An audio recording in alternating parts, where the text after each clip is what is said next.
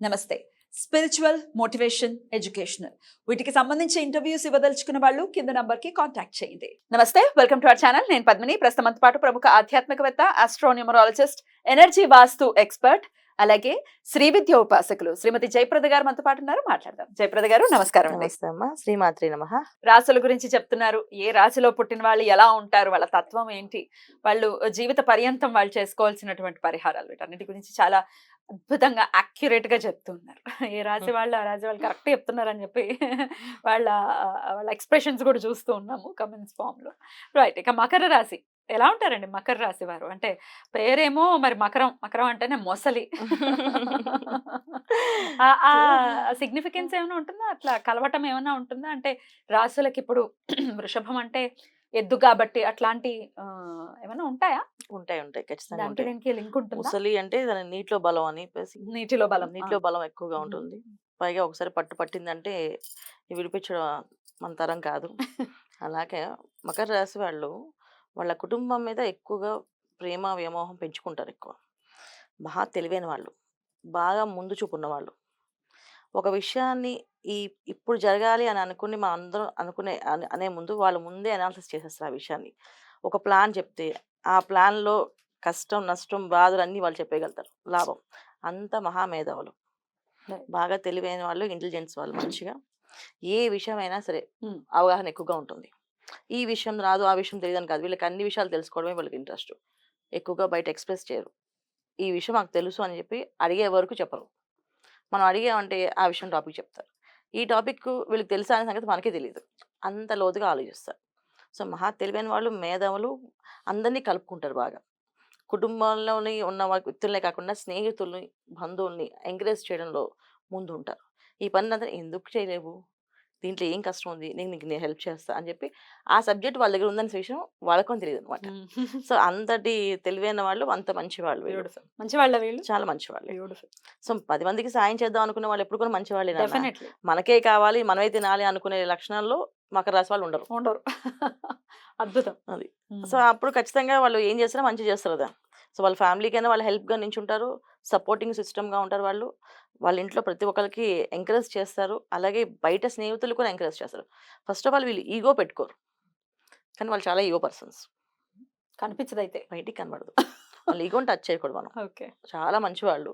మనకున్న విషయాలు ఎలా అడిగితే అలా అడగాలి. అంతేగాని వాళ్ళు చనువిచ్చారు కదా! మనం వెళ్లి నీ ఒళ్ళో కూర్చుంటాం అంటే మాత్రం ఒప్పుకోరు. So, touch me not. Respect ఇస్తూ మాట్లాడాలి. Right. వాళ్ళు చనువు తీసుకుంటే మనం చనువు తీసుకోవచ్చు. వాళ్ళు చనువు ఇస్తే అప్పుడు ఆ అవకాశం తీసుకోవచ్చు. అదే వాళ్ళు చనువు ఇవ్వకుండా మనమే చెప్తున్నారు కదా! ఓహ్! ఈ మాత్రం దాకా మాకు తెలుసు అని చెప్పి మాట్లాడితే ఎగస్ట్రా మాట్లాడితే వాళ్ళు తోకలు కట్ చేసేస్తారు.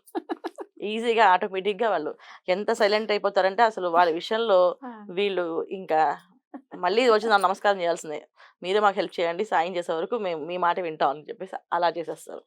కాకపోతే ఏంటంటే ఎవరైనా అంతే కదా! ఇప్పుడు మన జోలికి ఒక కోడి పిల్లే తన పిల్లల్ని తీసుకుందంటే అది పొడవడానికి వస్తుంది. దాని శక్తి ఎంతో ఆలోచించకుండా అది కరెక్ట్. అనుకుంటూ వస్తుంది. కరెక్ట్. సో, మకర రాశి వాళ్ళు అంత ఆలోచన ఉన్నవాళ్ళు ఖచ్చితంగా వాళ్ళ ఫ్యామిలీ గురించి గానీ, వాళ్ళ గురించి గానీ నెగెటివ్ మాట్లాడితే వాళ్ళకి చుక్కలు చూపించేస్తారు. వాళ్ళతో మాట్లాడుకున్నంత కాలం వాళ్ళు మంచివాళ్ళు. వాళ్ళతో హ్యాపీగా ఉండొచ్చు. Right. ఏ విషయమైనా సరే ఇగో లేకుండా చెప్పే మనుషులు వీళ్ళే. కానీ వాళ్ళ ఇగోని టచ్ చేయకూడదు. అంతే. Right. సో, ఇంత తెలివైన వాళ్ళు మేధావులు. ఏ విషయంలో కన్నా వాళ్ళు తగ్గేదే ఉండదు. అన్ని రంగాల్లో ఉన్నవాళ్ళు. ఈ మకర రాశి వాళ్ళు ఒక రంగం కాదు. అన్ని రంగాల్లో ఉంటారు. డాక్టర్స్‌గా ఉంటారు, యాక్టర్స్‌గా ఉంటారు. తర్వాత కింద పనిచేసే వాళ్ళకును వాళ్ళుంటారు. సో, ఎక్కడ చేసినా సరే వాళ్ళకొక నీతి, నియమం ఉంటుంది.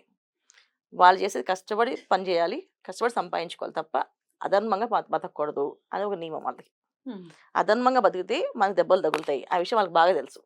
మిగతా వాళ్ళందరికీ దెబ్బ తగులుతుందని తెలిసాక వాళ్ళు రియలైజ్ అవుతారు. వీళ్ళు ముందే తెలుస్తుంది.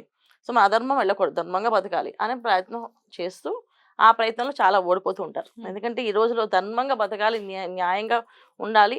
ఉన్నది ఉన్నట్టు మొహమే చెప్తే ఎవరు యాక్సెప్ట్ చేయరు కదా! అవును. సో, వీళ్ళు విషయంలో ఏంటంటే ఉన్నది ఉన్నట్టు చెప్పేస్తారు. లౌక్యం తక్కువ అనుకోవచ్చా? లౌక్యం తక్కువే అనుకోవచ్చు. Hmm. ఎందుకంటే ఉన్నది ఉన్నట్టే చెప్పడం అలవాటు. ఇది చేశారు అంటే మీ పద్ధతి కరెక్ట్ కాదండి. ఇది విధంగా చేయండి అని చెప్తే అవతల వాళ్ళు అది ఎంతవరకు యాక్సెప్ట్ చేస్తారో తెలీదు కదా! ఖచ్చితంగా అప్పటి నుంచి వీళ్ళకి శత్రువులు బాగా మారుతారు. Hmm. ఎంతమంది మిత్రులు ఉంటారో అంతమంది శత్రువులు ఉంటారు వీళ్ళకి. అయ్యయ్యో! అది. అంటే Hmm. శత్రువులు కంటిన్యూ రౌండ్ అప్‌లో ఉంటారు.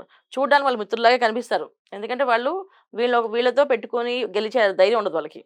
సో అందుకని ఏం చేస్తారు, ముసలి నీళ్ళలోంచి బయటికి ఎప్పుడు వస్తే దాన్ని పట్టుకొని చేద్దాం అనుకుంటారో, అలా వీళ్ళని ఎప్పుడైతే వీళ్ళకి ప్రాబ్లమ్స్ వస్తాయో అప్పుడు వీళ్ళు ఒక పట్టు పడదాం అని చెప్పి చుట్టూ ఉంటారు శత్రువులు. ఎప్పుడు కూడా స్నేహితులు మా శత్రువులు కలిసి ఉంటారు. అది వీళ్ళకున్న పెద్ద వీక్నెస్ కూడా. ఎందుకంటే వాళ్ళు మంచి వాళ్ళే అని నమ్మకంతో వాళ్ళ పక్కనే నడిపిస్తూ, ఎందుకంటే వీళ్ళని ఎవరిని నమ్మరు వీళ్ళు సహజంగా. వీళ్ళకి బాగా నమ్మకం వచ్చిన వాళ్ళంటే వీళ్ళకి ఇంకా వాళ్ళు మంచి చేస్తారు నమ్మకం వస్తే వాళ్ళకి చెప్తారు ఏ విషయమైనా. సో వాళ్ళే వీళ్ళని మోసం చేస్తారు. మిగతా బయట వాళ్ళు ఎవరు మోసం చేయలేరు వీళ్ళని. ఎందుకంటే వీళ్ళు మాట్లాడే విధానం గానీ, వీళ్ళు చెప్పే మాటలు గానీ, అమ్మో! ఇంత తెలివైన వాళ్ళు మనం ఏం చేయగలం, మనం ఏం చేయలేం, మన వల్ల కాదు అని చెప్పి భయపడతారు. Right. కానీ పక్కనే ఉన్నవాళ్ళు వెన్నుపోటు పొడుస్తారు వీళ్ళకి. సో ఆ పక్కనే ఉండేవాళ్ళు ఎవరైనా అవ్వచ్చు. సో మా సొంత ఇంట్లో వాళ్ళు అవ్వచ్చు, సొంత మిత్రులు అవ్వచ్చు. కాకపోతే ఇంకా కొంతమంది భర్త భార్యలు కూడా అలా ఇబ్బంది పెట్టే రకాలు ఉన్నాయి. ఈ జాతకానికి మాత్రమే అది. Hmm. Hmm. సో వాళ్ళు కూడా ఉంటారు. సో వాళ్ళు నమ్ముతారు గనుక వాళ్ళు నమ్మింది చేస్తారు. లాస్ అవుతారు. Hmm. అదర్‌వైజ్ వీళ్ళని చేయలేం హ్మ్. అన్నమాట. సో హ్మ్. అలా నమ్మకం అనేది వీళ్ళు నిలబెట్టుకోవాలి అంటే బలమైన దైవ నామస్మరణ చేయాలి.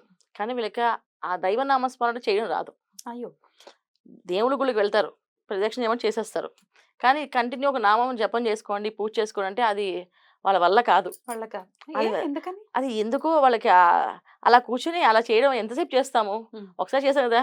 ఒకసారి చేసినా దేవుడు ఇస్తాడు కదా!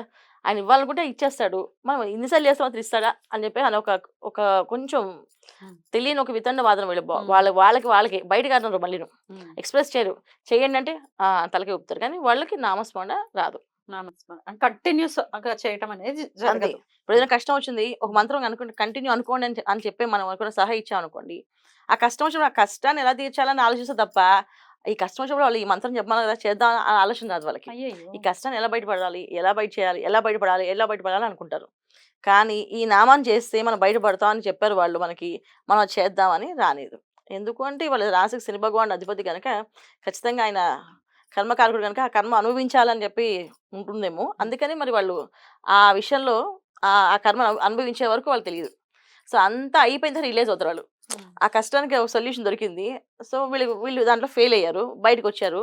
అప్పుడు కూర్చొని ఆలోచిస్తారు. ఎలా ఫెయిల్ అయిపోయాం? ఎంత ప్లాన్ చేసినా అవ్వలేదు అనేసి. అప్పుడు ఆలోచిస్తారు. ఓహ్! మనం అలా చేసి ఉండాల్సిన ఆయన చెప్పారు. ఆ నామం చేస్తుంటే మనం బయట పడేవాళ్ళం. అంటే వీళ్ళు ఎప్పుడు గాని ఏంటంటే అయిపోయిన తర్వాత రిలీజ్ అవుతారు. జరగకముందు రిలీజ్ అయ్యి దాన్ని ఎలా గట్టెక్కడో ఆల్రెడీ మనకు తెలిసిన విషయాన్ని జాగ్రత్త పడితే హ్యాపీగా వాళ్ళకి అంటే అపజయం అనేదే ఉండదు వీళ్ళకి. హ్మ్. అన్ని విజయాలే వీళ్ళకి. హ్మ్. అపజయం అనేది వీళ్ళు చూడలేరు అసలు. కాకపోతే ఏంటంటే వీళ్ళు లేట్‌గా రిలీజ్ అవుతారు. అది జరిగిపోయిన తర్వాత అప్పుడు రిలీజ్ అవుతారు. ఒక మనిషిని ఆయనతో ఎప్పుడు పెట్టుకోకయ్యా గొడవ. ఒకవేళ నీకు ఆయన నచ్చకపోయినా ఆయన్ని వదిలేయి అనంటే వీళ్ళు తెలియకుండా ఆయనతోటి గొడవ పెట్టుకుని ఆయన్నే ఫుల్‌గా మొత్తం ఏమంటారు చండశాసనంలా కనిపిస్తారు వాళ్ళకి. హ్మ్. సో ఇంత స్ట్రాంగ్‌గా మాట్లాడారు వీళ్ళు అని చెప్పి వీళ్ళకి పట్టుకుంటారు. హ్మ్. సో వీళ్ళకి ఎక్కువ ఏంటంటే తర్కం ఎక్కువ ఇష్టం. హ్మ్. ఏదైనా సరే హ్మ్. తర్కంలో వీళ్ళు ఎక్కువ వెళ్తుంటారు. హ్మ్. ఆ తర్కశాస్త్రాన్ని ఇష్టపడతారు. చదివితే బాగా వస్తుంది వీళ్ళకి. సో తర్కం ఎక్కువ వాళ్ళ జీవితంలో తర్కంగా మారుస్తారు. ఆ! అవునంటే కాదని, కాదంటే అవునని, ఎందుకు అవ్వదు, ఎందుకు చేయము, మేము కాంట్రాడిక్ట్ చేయగలం. చేయడంలో నంబర్ 1. ఖచ్చితంగా వాళ్ళు చేసి చూపిస్తాం అని చెప్పి ఆ పట్టుదలతో ఎళ్తారు. ఆ పట్టుదలలో వెళ్లి సాధిస్తారు కొన్ని. హ్మ్. అంటే వాళ్ళ జాతకంలో బ్రహ్మాండంగా ఉందనుకోండి.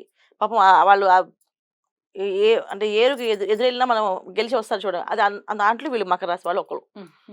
ఎవరైనా అద్భుతం. వెళ్తే రారు. రారు. వీళ్ళు కానీ ఎట్లా వీళ్ళు ఆ! బలవంతంగా వెళ్లి మొండి ధైర్యంతో వస్తారు. అంటే మొండి ధైర్యం ఏంటంటే శని భగవానుడు ఒక రాశి గనక ఆ రాశిలో కుజుడు ఉచ్చస్థానం గనక అందువల్ల ఆ ఎనర్జీ వాళ్ళకి అలాగా అగ్రెసివ్‌గా అనిపించి వెళ్లి రావడం వస్తుందేమో అని నేను అనుకుంటున్నా. నా పర్సనల్‌గా నేను అది రియలైజ్ అయిన విషయాలు. చాలా మంది రాసులు వాళ్ళని చెక్ చేసినప్పుడు వాళ్ళతో మాట్లాడితే, "మేము చేస్తాం మేడం. ఖచ్చితంగా మా వల్ల అవుతుంది ఇది" అని చెప్తుంటే, ఎలా అవుతుందని చెప్తున్నారు వీళ్ళు ఎంత పాసిబులే లేదు ఇక్కడ పాసిబిలిటీస్ అని చెప్పి చూపిస్తున్నారు వీళ్ళని అనుకుంటే, అప్పుడు అర్థమైంది కొంచెం. ఈ రాసుల్లో ఈ తత్వాలు వీళ్ళకి ఈ లక్షణాల వల్ల వాళ్ళు అలా చేస్తున్నారేమో అని. ఖచ్చితంగా అలాగా మొండి పట్టుదల, కొంచెం మొండి ధైర్యం ఎక్కువే వీళ్ళకి. వెళ్తారు, దెబ్బలు తింటారు. దెబ్బలు తిన్నా అది ఆ దెబ్బలు తిన్నది దీనివల్ల అని అనుకోరు వాళ్ళు. సరే ఓకే. నెక్స్ట్ మళ్ళీ చేస్తాం. దెబ్బలు పడవా ఏంటి అని చెప్పి మళ్ళీ వాళ్ళు దాన్ని ఒక తీసుకొని మళ్ళీ మళ్ళీ మొదలుపెడతారు వాళ్ళ ప్రయాణాన్ని. దీనివల్ల ఏంటంటే వీళ్ళు చేయాల్సిన జాగ్రత్త ఏంటంటే మెయిన్ ఏ విషయమైనా ఒకళ్ళు వీళ్ళకి దేవుడిలాగా ఒకళ్ళు వచ్చి చెప్పారు అంటే అది ఆటోమేటిక్‌గా అంటే వీళ్ళకి చెప్పేవాళ్ళు కాకుండా ఎవరో వచ్చి ఒకళ్ళు చెప్పారంటే ఆ మంత్రాన్ని, ఆ నామాన్ని గాని అది వదలకుండా చేయాలి. రైట్. అది అదే. ఎవరైనా కావచ్చు. వాళ్ళకి అనుగ్రహంతో, భగవంతుడి అనుగ్రహంతో. ఎందుకంటే ఈ రాశిలోని ఉత్తరాషాఢ నక్షత్రం వాళ్ళకి 3 పాదాలు, శ్రవణ 4 పాదాలు, ధనిష్ట 2 పాదాలు. ఈ శ్రవణ నక్షత్రానికి ఏవైతే ఎనర్జీస్ పాజిటివ్‌గా ఉంటాయో, ఆ ఫ్రీక్వెన్సీ ఎవరైతే ఉంటారో వాళ్ళు చెప్తుంటారు వచ్చి. ఈ పాయింట్ మీరు చేయండి, ఈ జపం మీరు చేసుకోండి, లేదా ఈ పని మీరు చేయండి అని చెప్పేసి. అలాగే ఉత్తరాషాఢకి కొన్ని ఫ్రీక్వెన్సీస్ ఉంటాయి. సో, వాళ్ళకి కొంతమందొచ్చి కొంతమంది చెప్తారు. కున్ ధనిష్ట నక్షత్రానికి కొన్ని ఫ్రీక్వెన్సీస్ వస్తాయి. వాళ్ళు చెప్తారు. సో, ఎవరు చెప్పినా వీళ్ళకి అది పాజిటివ్ అనిపించిందంటే వెంటనే దాన్ని కంటిన్యూ చేయాలి వీళ్ళు. మర్చిపోకుండా. అప్పుడు వీళ్ళు సక్సెస్ అవుతారు. డెఫినెట్లీ చాలా చక్కగా వివరించారు ఎలా ఉంటారు మకర రాశి వారు అని చెప్పినటువంటి విషయాల్ని కూడా మనసులో పెట్టుకుని సాధన చేసుకునే విషయంలో చాలా గట్టిగా చేయాల్సిన పరిస్థితి ఉంటుంది కాబట్టి ఉంటుంది. అలా చేసుకుని చాలా సాఫీగా వీళ్ళకి వాళ్ళ లైఫ్ వెళ్ళాలని మనస్ఫూర్తిగా కోరుకుంటూ థ్యాంక్ యూ సో మచ్ అండి. నెక్స్ట్ ఎపిసోడ్ లో కుంభరాశి గురించి మాట్లాడుకుందాం. తప్పకుండా. నమస్తే. నమస్తే. శ్రీమాత్రే నమః.